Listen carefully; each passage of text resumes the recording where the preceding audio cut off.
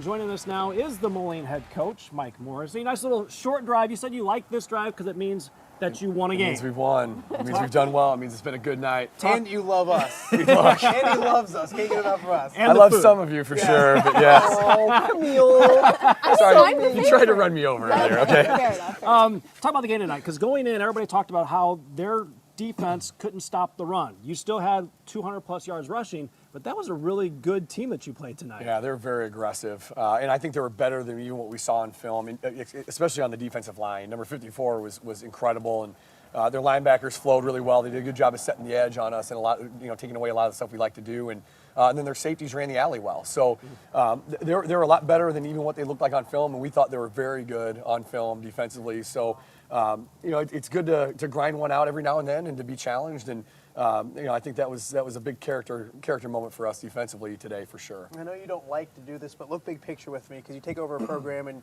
you're winning conference championships, and now you're winning first-round games. And then there's a next step ahead, and we'll talk about that in a second. But this is impressive, and it's one of those things where it's almost, I don't want to say become expected, but a first-round victory for Moline is a good thing. Yeah, it's a huge thing. It's a big thing for our kids. I think that's the standard and expectation that they've started to set for our program. And they're the ones that are building this. Coaches can do so much with trying to set those expectations, but it's the kids that follow through, and they're what make our program great. And it's funny, because my first game as a head coach at Moline, DeKalb came down and beat us by 30-some points. So to kind of get a measuring stick of where we were then in 2017 to where we are now in 2022 is pretty impressive based on the work that our kids have put in to elevate us that level. Playing into November is fun.